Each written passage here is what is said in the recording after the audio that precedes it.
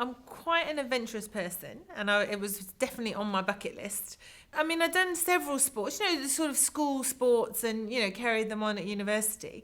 My dad was a sailor, used to compete, was in the Olympic sailing team for a short while, and he used to tell us inspirational stories about that. So I always knew I kind of needed to do something a bit more, one of four children, pretty competitive. Everything was a competition, so it could have been anything. And I tried kayaking, I'd done a lot of hiking, done, anything I could. I was out there doing, Duke of Edinburgh Award, travelling during my gap year before I went to university, exploring kind of different things. I was kind of up for anything.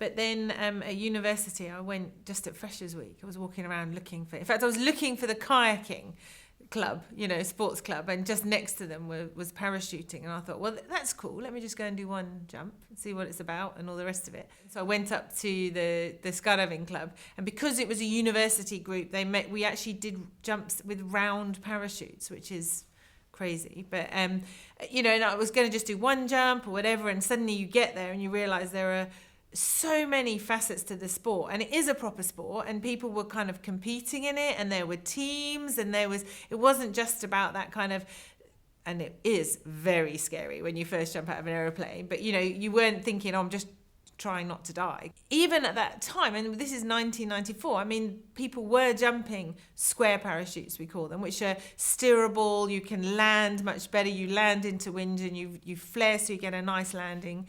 But for some reason, the university group didn't get them. They assumed you were the poor people, so which we were, obviously. And you are scared. I mean, the adrenaline is high, etc. Everyone there's great camaraderie and support and things. So I just love that. But the competition struck, and I was watching, realising there were sort of teams, and gosh, so you can actually compete in this, and you can become world champions or national champions, etc., etc. And that's, I'm competitive as well. Yeah, the start of the journey, so yeah, it was scary. And this was a static line jump, round parachute, as I say, and you're in the plane, and it's obviously England, it's cold, it's so noisy, you're sort of squashed in the aeroplane with lots of other people, and the nerves are such that you're almost got hiccups because you can't kind of breathe, thinking, I just don't know if I can do this. And then, of course, the instructor's shouting at number one must go, number two, whatever, and I can't even remember where I was in that process, but I remember sitting in the door with your feet out, ready to jump out, thinking, I cannot believe I'm doing this. But as soon as you're out and you've jumped, it's then quiet. And that's the beauty, actually, of round parachutes, is they are absolutely silent. So you're suddenly hovering above the world, going, wow, this is quite cool. I've survived. Now I've just got to survive the landing. And then I went to South Africa, as my third year at university, to work at the University of Cape Town, actually. And the first thing I did when I landed in Cape Town was to go and find the skydiving club. And the guys there couldn't believe that in England you were jumping round parachutes, because they only had squares.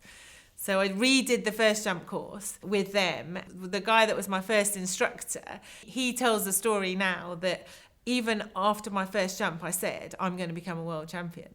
This is 1994. 94. So, which is quite an interesting thing. I don't know if it's a bit of an urban legend, but I can imagine saying, I want to compete in this and I want to do well, I can imagine myself saying that. Just that drive and feeling, that kind of the competition and the nerves and all that sort of thing. I love it. The first competition I did was in 1998, which was a four-way team, yes, in South Africa. And then, and I've been competing at the World Championships since 2001. Represented South Africa for 7 years, I think, and now I've represented Great Britain for the 3 World Championships and many, many other competitions. So the outdoor World Championships for me, and I think within skydiving, that is the big one. So they happen every 2 years. The ultimate, to go there to represent your country. There's only one team per country. You're competing against the best in the world, and that is just so exciting. The nerves of a round one of a World Championships are just uncomparable is what I would say.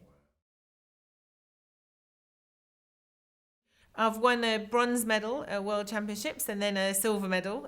When we got silver, we did a really good performance, but we knew that the French team were so far ahead of us. You know, they had been training together for so much longer. So we kind of knew silver was the best that we would get. It was the following year, they had the indoor World Championships. The French had changed their team.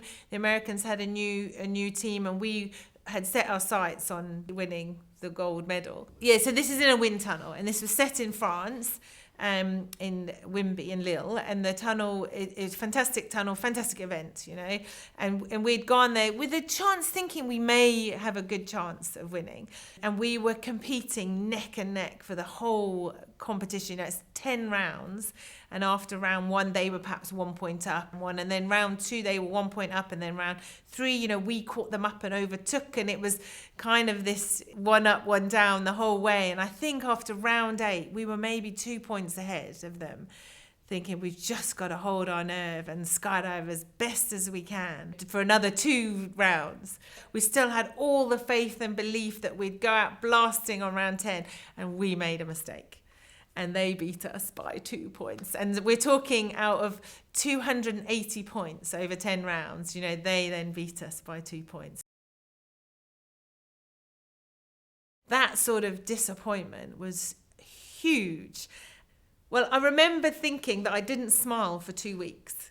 And I know, and that sounds so bad, because after 2 weeks of getting home, getting back to your family life and normal life, you know, work and everything else, I suddenly noticed myself smiling and thought, oh yeah, I remember that I used to do that. But you know, when you've put so much into something and we'd trained really hard and we just had the belief and want that we were going to do it. And of course, when you don't, it's devastating. But that's where you learn about yourself and about life, and you think, and you reevaluate, and you say, right, why didn't we win? Why, you know, what happened, you know? And now, of course, I can look back and say, well, maybe we weren't ready, or we weren't the strongest team. What we really learned last year at the World Champs was just having full trust in my teammates and knowing they had full trust in me, which means you can't let them down. You can't let yourself down. And I knew that they could do even the hardest moves on one of our rounds last year, round 5. It was a really hard exit for us. You know, leaving the aeroplane was quite difficult, particularly for one of the girls in the team. She had a very hard slot and she was very worried about it. And I knew that. You know, I could sit in the plane and smile at her and say, you've got this. I trust you, you know, and I did trust her, and I knew that we were going to leave the plane and fly perfectly, and we did. So it was actually one of our best jumps during the competition. We had that belief that that we knew we could do it. And during the skydive, everything just clicked and was flowing well, and you know, you're looking at each other, and you have a good feeling, you know, within the team. We need to leave the aeroplane together, linked together, in order to start scoring points. And you try and exit the aeroplane in the first formation. So in formation number 1 or whatever it is for that round. So on this particular jump, it's block 2, we call it. But that exit is harder for one of the girls, because she literally has to leave the aeroplane and jump up and be facing into wind. She can do that if the other 3 of us do exactly the job that we need to do as well. And the timing has to be perfect, and it's quite an athletic exit. We jumped this thing out and it was perfect, better than in training, you know, so we were so lucky. But under canopy, when I landed next to her under parachute, she was in tears, because she had been so nervous about that and had done such a brilliant job, you know. I didn't question at all that she couldn't do it. I knew she was going to do it. Yeah, this was the dream from the beginning, to become a world champion. And of course, now the question is, what now? And it's a hard question, because if you're a competitive person and you've been on this journey, it's hard to think to stop. And I kind of feel that we've got to such a great level that you want to carry on.